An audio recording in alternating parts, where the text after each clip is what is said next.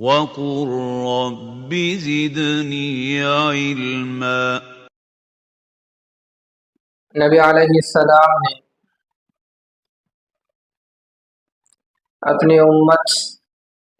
صبح قیامت تک آنے والے ہر انسان کے لیے رہنمائی کی ہے، رہبری کی ہے۔ زندگی کا کوئی ایسا پہلو، کوئی ایسا مرحلہ ہمیں نہیں ملتا کہ جہاں نبی علیہ السلام نے انسانیت کی رہنمائی اور رہبری نہ فرمائی، چاہے دین کے لائن سے ہو یا دنیاوی لائن سے ہو۔ نبی علیہ السلام نے ہمیں رہنمائی، رہبری فرمائی ہے۔ نبی علیہ السلام نے ایک حدیث میں ایک بہت اہم پیغام انسانیت کو، بالخصوص اپنے امتیوں کو دیا۔ حدیث میں نبی علیہ السلام ارشاد فرماتے ہیں: الا ان فی الجسد لمضغہ اذا صلحت صلح الجسد كله واذا فسدت فسد الجسد كله الا وهي القلب۔ نبی علیہ السلام ارشاد فرماتے ہیں کہ خوب سن لو، خوب سن۔ عربی میں جو الا کا لفظ آتا ہے وہ ایک خاص پیغام دینے کے لیے، خبردار کرنے کے لیے، کوئی اہم پیغام سنانے کے لیے استعمال ہوتا ہے۔ تو نبی علیہ السلام فرمایا الا ان فی الجسد، کہ لوگوں خوب یہ بات سمجھ لو، خوب یہ بات اپنے ذہن میں بٹھا دو کہ جسم میں ایک لوتھڑا ہے، جسم میں ایک لوتھڑا۔ اذا صلحت، فرماتے ہیں کہ اگر یہ لوتھڑا درست ہے، ٹھیک ٹھاک ہے، صحیح سالم ہے، تو صلح الجسد کلہ، تو پھر سارا جسم ٹھیک ٹھاک ہے۔ وَإِذَا فَسَدَتْ، اور اگر یہ گوشت کا لوتھڑا، اس میں بگاڑ آ جائے، کوئی خرابی آ جائے، تو پھر فرماتے ہیں فسد الجسد کلہ، تو پھر سارا جسم ہلاک ہو جائے گا، سارا جسم تباہ ہو جائے گا۔ پھر آگے آپ نے فرمایا الا وہی القلب، دو جگہ خبردار فرمایا، کلام کے ابتدا میں بھی خبردار کیا اور گفتگو کے آخری انتہا پر بھی فرمایا کہ خوب سن لو، وہ دل ہے، دل ہے، دل ہے۔ گویا نبی علیہ السلام نے اپنے اس حدیث مبارکہ میں ہمیں یہ سمجھایا کہ انسان کی جسم میں دل کی کتنی اہمیت ہے۔ گویا سارا کنٹرول، مرکزی حیثیت جسم میں اگر کسی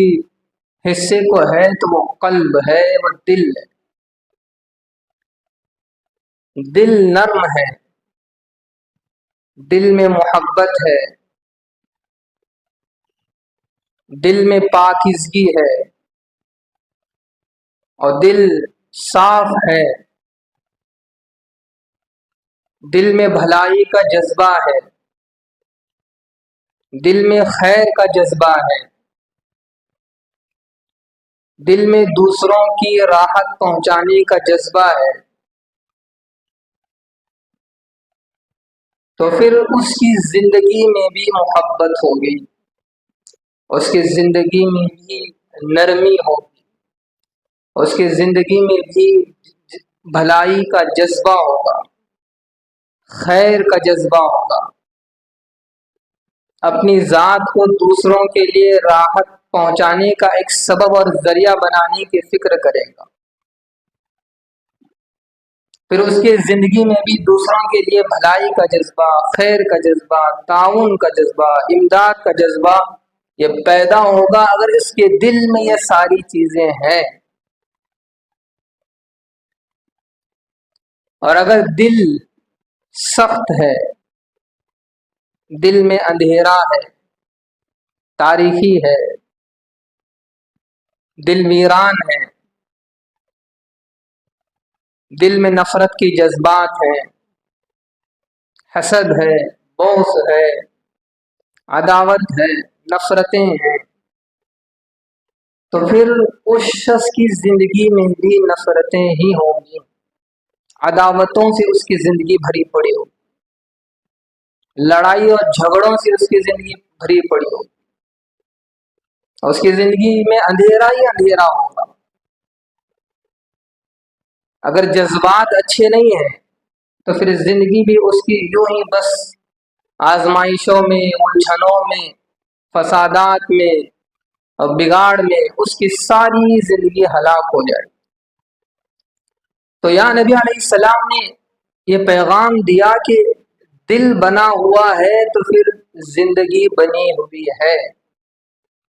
دل سنورا ہوا ہے تو پھر اس کی زندگی سنوری ہوئی ہے، دل بگڑا ہوا ہے، دل میں اندھیرا ہے، دل میں تاریکی ہے، دل میں نفرتیں ہیں، تو پھر اس کی زندگی بھی بس انہی چیزوں سے بھری پڑی ہو۔ دل کی سختی یہ انسان کو ہلاک کر دیتی، دل کی سختی انسان کو کہیں نہیں چھوڑتی، وہ انسان ہلاک ہو کر رہ جاتا ہے جس کا دل سخت ہو، جس کے دل میں اندھیرا ہو۔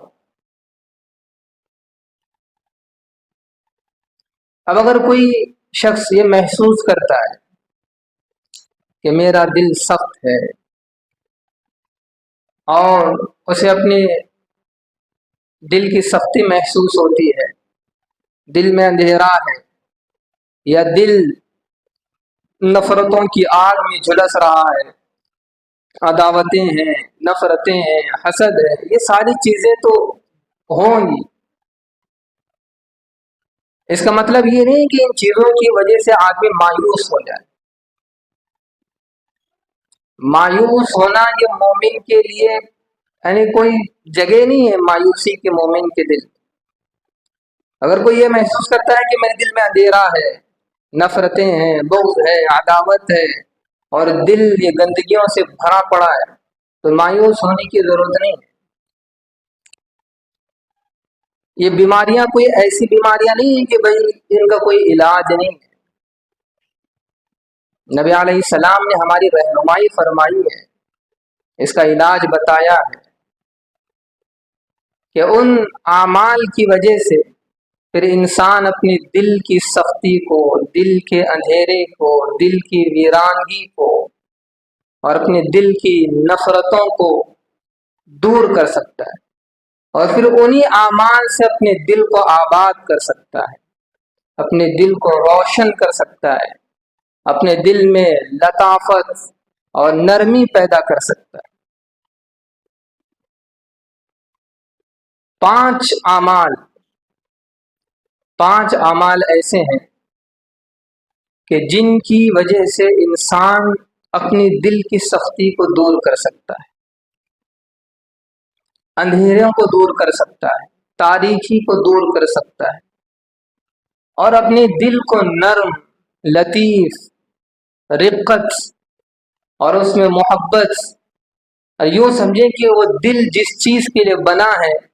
اس کے لیے اپنے اس دل کو تیار کر سکتا ہے۔ 5 اعمال،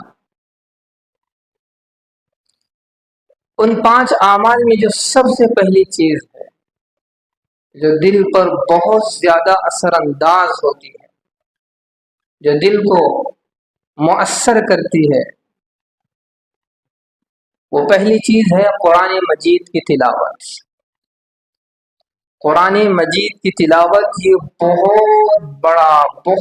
بڑا اثر دل پر رکھتی ہے۔ ایک ہے قرآن مجید کی تلاوت، اور پھر اس قرآن مجید کو سمجھ کر پڑھنا، اس میں غور و خوض کرنا، یہ بہت زیادہ انسان کے دل پر اثر ڈالتا ہے، بہت زیادہ۔ لیکن جو لوگ قرآن کی تلاوت کرتے ہیں وہ تو اس کے اثر کو محسوس کرتے ہیں، لیکن جو قرآن مجید کو اس کے ترجمے کے ساتھ، اس کے مفہوم کے ساتھ، پھر اس پر غور و فکر کے پڑھتے ہیں تو پھر ان کی دل کی کیفیت ہی الگ ہوتی ہے۔ اس میں بیان کیے گئے وعدوں اور وعیدوں پر جب آدمی غور کرتا ہے، اس پر غور و خوض کرتا ہے، اور پھر اللہ کے احکامات کو پیار سے پڑھتا ہے اور ان احکامات پر غور فکر کرتا ہے کہ میرے رب نے یہ احکام ہمیں دیے ہیں، اس میں ہمارے لیے کتنا فائدہ ہے، اللہ نے کس قدر ہمیں نقصان سے بچایا ہے۔ اور پھر آیتوں میں جو اللہ کی صفات ہیں، اللہ کے کمالات ہیں، اللہ کی قدرت ہے، اللہ کے شہکار، جب آدمی ان آیتوں کو پڑھ کر اللہ کی قدرت پر، اللہ کے کمالات پر، اللہ کے صفات پر جب غور کرتا ہے، اور پھر آیتوں میں آخرت کے مناظر، حساب و کتاب کے مراحل، جہنم اس کے مراحل اور اس کے خوفناکی، جنت پھر اس کے مراحل اور اس کی رونق، جب آدمی اس طرح قرآن مجید کی تلاوت اور پھر اس پر غور و خوض کرتا ہے، یہ آدمی کے دل پر بہت زیادہ اثر ڈالتا ہے، بہت زیادہ۔ پھر انسان کا دل بدل جاتا ہے، اس کی تاریکی چھٹ جاتی ہے، اندھیرے دور ہو جاتے ہیں۔ اللہ نے قرآن مجید کی اسی تاثیر کو قرآن میں بیان فرمایا۔ اللہ تعالیٰ ارشاد فرماتے ہیں، اللہ نزل الاحسن الحدیث کتابا متشابہا مثانی تقشعر منہ جلودہم ثم تلین جلودہم وقلوبہم الی ذکر اللہ ذالک ھدی اللہ۔ ہمیں چونکہ عربی ہماری زبان نہیں ہے، عربی ہماری زبان نہیں، اگرچہ کہ ہم اردو بولتے ہیں، ہمیں اردو کی بھی نزاکتوں کا پتہ نہیں، مادری زبان اگرچہ کہ ہماری اردو ہے، لیکن ہمیں اردو کی نزاکتوں کا، اس کے آداب کا ہمیں پتہ نہیں ہے، تو پھر عربی تو بہت دور کی چیز ہوگی۔ ہمیں چونکہ عربی جانتے نہیں اور اس میں کوئی کشش نہیں، کوئی شوق نہیں، تو پھر ہم قرآن کی آیتیں پڑھتے ہیں، وہ جو لطف آنا ہے، وہ جو مزہ آنا ہے، وہ ہمیں محسوس نہیں ہوتا۔ اللہ تعالیٰ ارشاد فرمایا، اللہ نزل احسن الحدیث، اللہ فرمائیں کہ اللہ تعالیٰ نے ایک ایسا بہترین کلام یعنی قرآن مجید نازل کیا ہے کہ جس کے مضامین آپس میں ملتے جلتے ہیں، اور پھر اللہ کہہ رہے ہیں کہ ان مضامین کو ہم نے بار بار قرآن میں ذکر کیا ہے، اور ان مضامین کی وجہ سے ان کو پڑھ کر ان لوگوں کے بدن کانپ اٹھتے ہیں جو اللہ کا ڈر اور اللہ کا خوف رکھتے ہیں، اور پھر یہی ڈر اور خوف ان کے بدن کو، ان کے دل کو نرم کر کے اللہ کے ذکر کی طرف متوجہ کرتا ہے، اور یہ اللہ کی ہدایت ہے۔ اللہ جسے ہدایت دیتے ہیں وہ دیتے ہیں، اور جسے گمراہ کر دیتے ہیں پھر کوئی اس کو راہ راست نہیں لا سکتا۔ قرآن مجید دلوں کو نرم کرنے والی کتاب ہے، قرآن مجید دلوں میں لطافت پیدا کرنے والی کتاب ہے، قرآن مجید دل کے اندھیروں کو دور کرنے، دل کی ویرانگی کو ختم کرنے والی کتاب ہے۔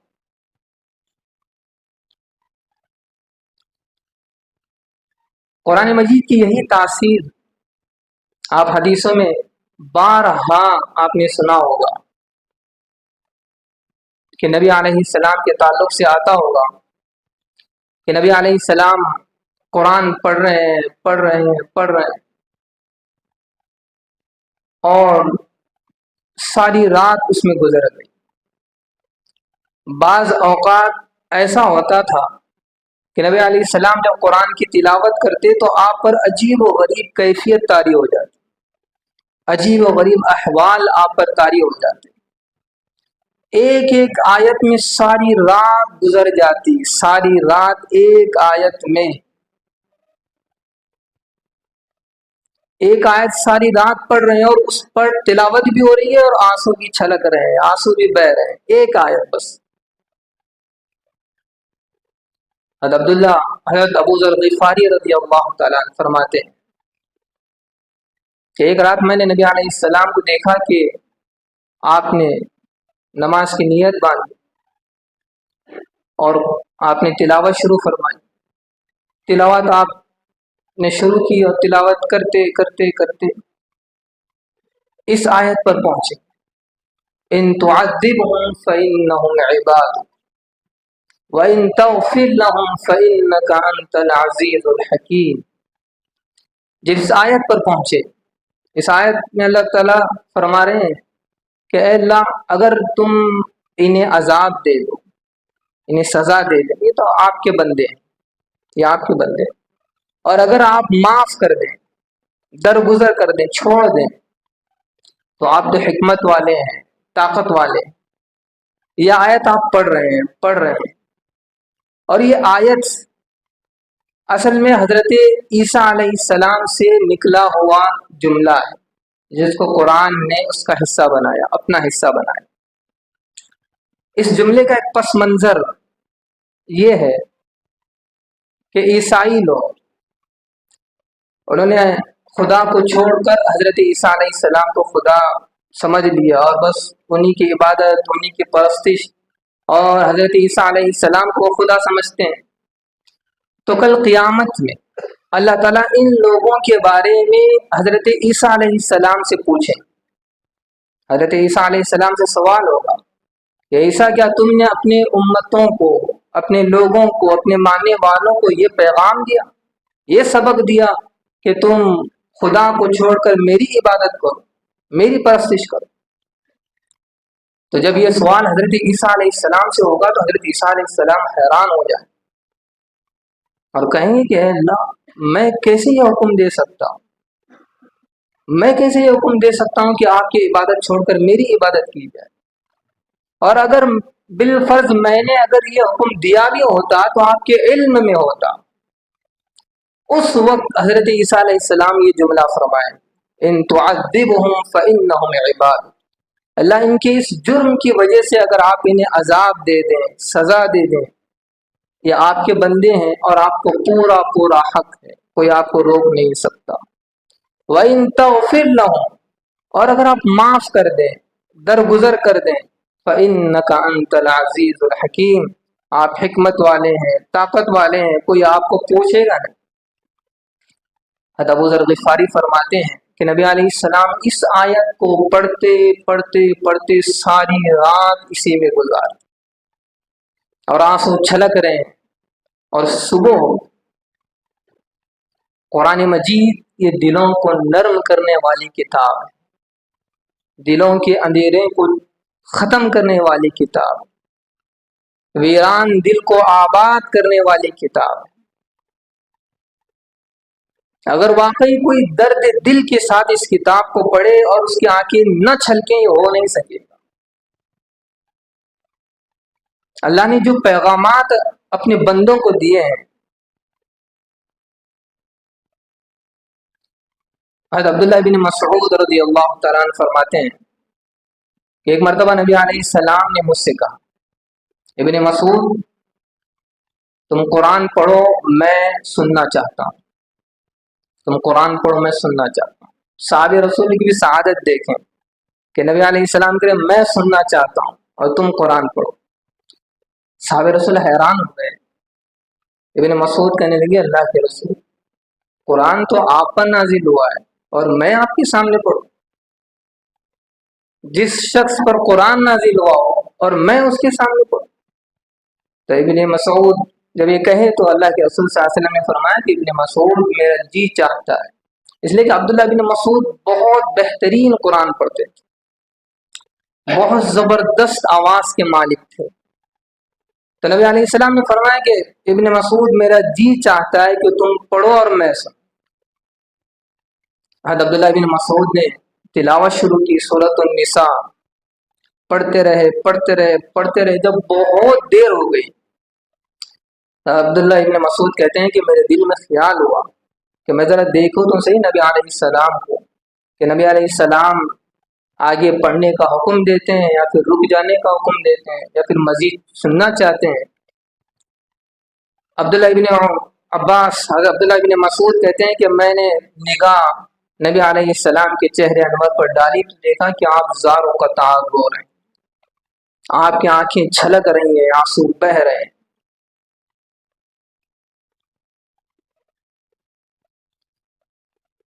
کاش کہ ہم قرآن مجید کو سیکھتے، اس کو سمجھنے کی کوشش کرتے، اس کو پڑھنے کی کوشش کرتے۔ سال ہاں ایسے لوگ ہیں غفلت کہ ساری زندگی گزر ختم ہونے کے قریب آ گئی ہے، نہ کبھی دل میں ارادہ ہوا کہ قرآن پڑھیں۔ سمجھنا تو دور کی بات ہے، قرآن کو سیکھیں، قرآن کو پڑھیں کہ اس میں اللہ نے کتنے پیارے پیغامات دیے ہیں، اللہ کی کیسے کیسے خطوط اس میں ہیں انسانیت کے لیے۔ جب کسی عزیز کا کوئی خط آئے، کوئی میسج آئے تو آدمی تڑپ جاتا ہے، اگر پڑھنا نہ بھی آئے تو کسی سے پڑھوا لیتا ہے، پوچھتا ہے کہ بھائی اس میں کیا ہے، کیونکہ وہ تعلق، وہ ربط ہمارا اور اللہ کا وہ قائم نہیں ہوا۔ ہم نے کبھی وہ تعلق اور ربط اللہ سے جوڑنے کی کوشش ہی نہیں کی، اور یہی وجہ ہے کہ وہ تڑپ ہمیں نہیں ہے کہ ہم کھولے تو صحیح قرآن میں کہ اللہ نے کیا خطوط دیے ہیں، کیا پیغامات ہیں۔ قرآن کا ایک ایک لفظ نہ جانے کئی لوگوں کی دلوں کو اس نے بدل دیا ہے۔ بڑے بڑے کافر کہ جن کے تعلق سے تصور میں بھی نہیں تھا کہ ان کی زندگی بدل جائے، پتھر دل انسان، بلکہ پتھر سے بھی زیادہ سخت دل انسان، جب نبی علیہ السلام ان کے پاس قرآن مجید پڑھتے تو پھر ان کی دل کی کائنات ہی بدل جاتی۔ قرآن میں اللہ نے وہ تاثیر رکھی ہے۔ طفیل بن عمر دوسی رضی اللہ تعالیٰ عنہ،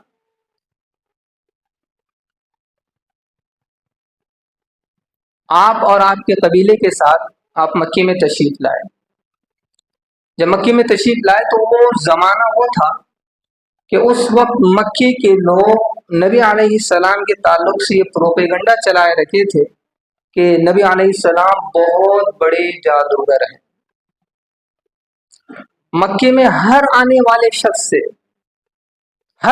شخص سے وہ یہ کہنا اپنا فریضہ سمجھتے تھے کہ ہمارے یہاں ایک نوجوان ہے اور اس کی گفتگو، اس کے کلام میں ایسی تاثیر ہے کہ جو اس کے کلام کو سنتا ہے بس وہ اسی کا رہ جاتا ہے، جس نے اس کی گفتگو سنی وہ اسی کا ہو گیا، اس کے کلام میں ایسا جادو ہے، ایسی تاثیر ہے۔ تو لوگ بہت گہرے سمے ہوئے تھے، کوئی نبی علیہ السلام کے پاس جانے کے لیے تیار نہیں تھا کہ کہیں محمد صلی اللہ علیہ وسلم کا کوئی کلام، کوئی گفتگو کانوں میں پڑ جائے اور پھر اس کا اثر ظاہر ہو جائے۔ طفیل بن عمر دوسی رضی اللہ تعالیٰ عنہ کہتے ہیں قبیلے کے سردار بھی تھے اور بہت بڑے شاعر تھے۔ جب وہ مکہ آئے تو پھر مکے کے بڑے بڑے سردار ان کو ملنے آئے اور آ کر ساروں نے یہی کہا کہ دیکھیں یہاں ایک نوجوان ہے اور اس کی گفتگو، اس کے کلام میں جادو ہے، آپ مکے میں جہاں جائیں جیسے رہیں ٹھیک ہے، بس اس کے پاس نہ جائیں، ورنہ اگر اس کا کوئی کلام، کوئی گفتگو آپ کے کانوں میں پڑ جائے تو پھر آپ اسی کے ہو کر رہ جائیں۔ طفیل بن عمر دوسی رضی اللہ تعالیٰ عنہ کہتے ہیں کہ میں بہت ڈر گیا، سہم گیا، اتنا مجھے ڈرایا گیا نبی علیہ السلام کے تعلق سے کہ میں نے روئی اپنے کانوں میں ٹھونس لی کہ محمد کا کوئی کلام میرے کانوں میں نہ پڑ جائے،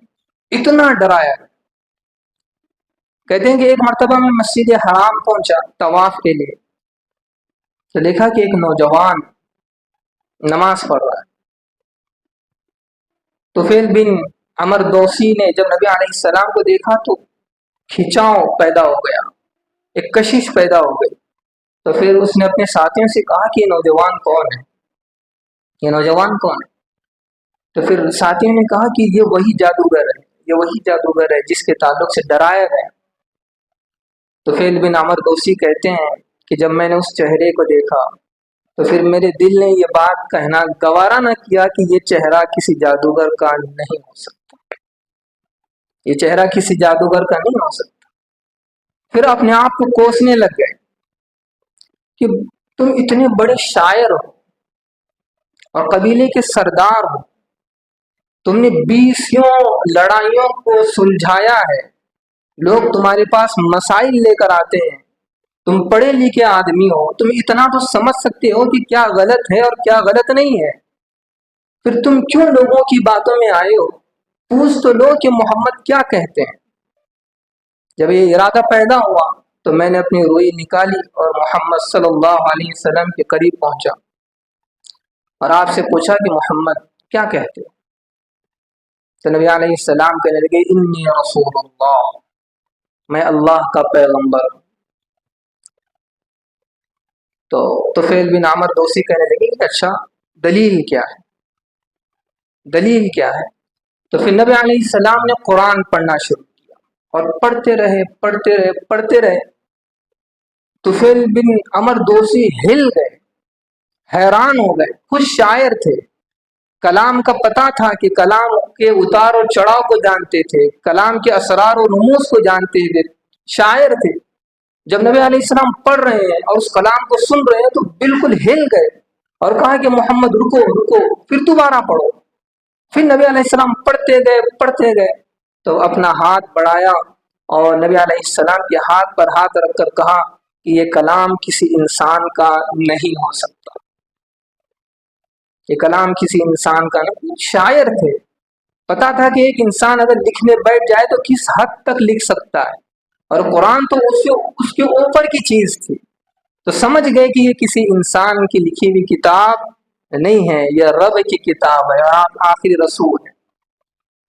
تو قرآن یہ دلوں کو بدلنے والی کتاب ہے، یہ دلوں کو نرم کرنے والی کتاب ہے،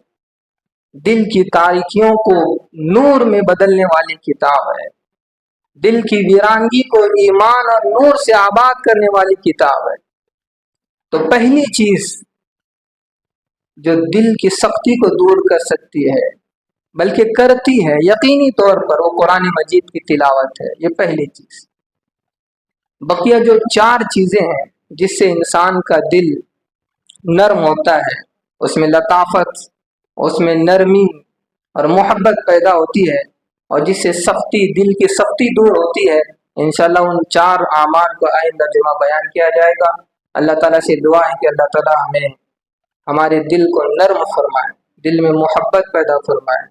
دل میں گدازگی پیدا فرمائے، دل کی سختی سے، دل کی بے نوری سے، دل کے اندھیرے سے اور دل کی ویرانگی سے اللہ ہم سب کی حفاظت فرمائے۔ وآخر دعوانا الحمدللہ رب العالمین۔ Thank you for watching. If you found this video helpful, please like, share it with others, and subscribe to our YouTube channel for more insightful Islamic content.